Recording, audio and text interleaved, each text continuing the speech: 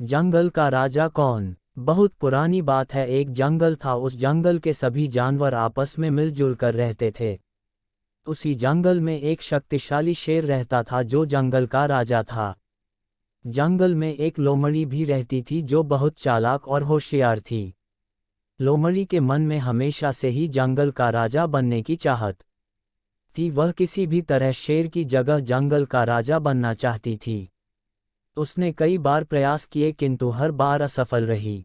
एक बार चालाक लोमड़ी ने सोचा क्यों ना जंगल में भी चुनाव करा लिए जाएं। इसी बहाने मुझे राजा बनने का मौका मिल सकता है।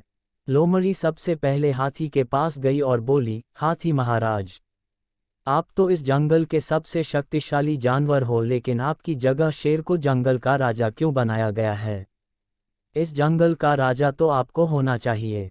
हाथी को लोमड़ी की बात में दम लगा। हाथी बोला, वह तो सब ठीक है, लेकिन मैं जंगल का राजा बनूंगा कैसे? जंगल का राजा तो शेर है। लोमड़ी ने झट से जवाब दिया, हाथी महाराज, इस बार जंगल में चुनाव करवा लिया जाए। जिसे सबसे अधिक वोट मिलेंगे वह जंगल का राजा बन जाएगा। हाथी लोमड़ी की बातों में आ गया और जंगल में चुनाव कराने के लिए तैयार हो गया। हाथी के बाद लोमड़ी जिराफ के पास गई और बोली, जिराफ भाई, इस जंगल में आप सबसे लंबे जानवर हो, तो फिर शेर जंगल का राजा क्यों है?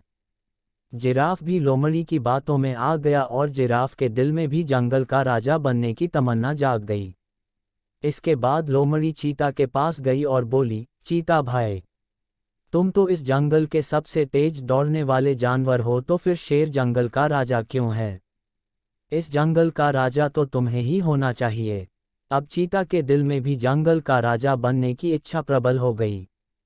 चीता से मिलने के बाद लोमड़ी जंगली भैंसों के पास गई और बोली, आप लोग इतने बलशाली हो कि शेर को बिल्ली की तरह उछाल कर फेंक देते हो, किंतु इस जंगल का राजा शेर क्यों है?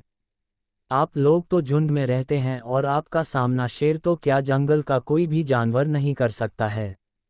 इस जंगल का राजा तो आप लोगों को होना चाहिए।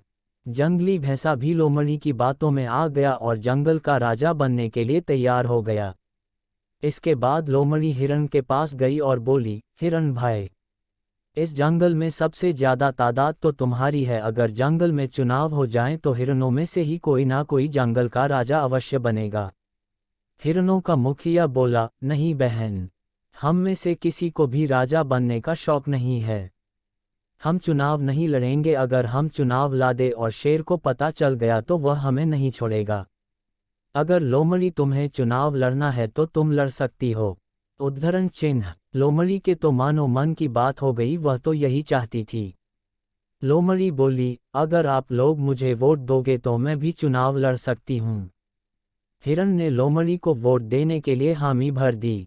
अब लोमड़ी तो बहुत खुश थी। लोमड़ी बंदरों के पास जाती है और कहती है, मित्र बंदर, इस जंगल में आप तो बहुत बड़ी तादाद में हो।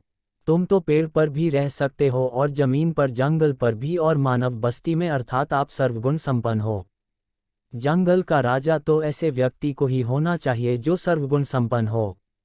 बंदर बोले, हम में से किसी को भी राजा बनने का कोई शौक नहीं है। अगर तुम्हें चुनाव लड़ना है तो हम तुम्हें ही वोट देंगे। बंदरों की बात सुनकर लोमड़ी बहुत खुश हुई और उसने जंगल के सभी जानवरों के साथ मिलकर चुनाव लड़कर नया राजा नियुक्त करने के लिए सभी को तैयार कर ली। जंगल के सभी जानवर इकट्ठे हुए और शेर के पास जाकर जंगल में चुनाव कराने की बात कही। शुरू में तो शेर नाराज हुआ, किंतु जंगल के सभी जानवरों के चुनाव कराने की बात पर तैयार हो गया। उसी समय शिकारियों द्वारा जंगल के जानवरों को घेर लिया जाता है। सारे जानवर शेर से कहते हैं, महाराज हमें बचाइए। शेर बोला, अब मैं इस जंगल का राजा नहीं हूँ। आप में से जो भी जंगल का राजा बनना चाहता है वह शिकारियों का सामना करे और उनसे जंगल के जानवरों की रक्षा करें। उद्धरण चिन्ह। शिकारियों से लड़ने के लिए जंगल का कोई भी जानवर तैयार नहीं होता। तब शेर कहता है, जिराफ, हाथी, गैंडा, चीता और लोमड़ी, तुम लोग जंगल का राजा बनना चाहते हो तो तुम्हें ही इनका सामना करना पड़ेगा। ये सुनकर सभी जानवर कहते हैं कि उनमें इतना सामर्थ्य और जिगरा नहीं है कि हम इन शिकारियों का सामना कर सकें। ये काम तो शेर ही कर सकते हैं। वे लोग राजा बनना जितना आसान समझते थे इतना आसान नहीं है, ना ही राजा की जवाबदारी संभालना हर किसी के बस की बात है। जंगल के सभी जानवरों के आग्रह पर शेर शिकारियों से जाकर भिड़ गया। शेर के हमले से डरकर सारे शिकारी भाग खड़े हुए। अब जंगल के सारे जानवरों को समझ में आया क्यों शेर को जंगल का राजा कहा जाता है। जंगल के सारे जानवरों को अपनी गलती का एहसास हुआ और शेर के आग्रह पर जंगल में चुनाव तो हुए, किंतु जंगल के सारे वोट शेर को ही मिले। इस प्रकार शेर निर्विवाद जंगल का राजा बन गया। शिक्षा जंगल का राजा कौन कहानी से हमें शिक्षा मिलती है कि अयोग्य व्यक्ति कितने ही प्रयास कर ले किंतु योग्य की बराबरी नहीं कर सकता।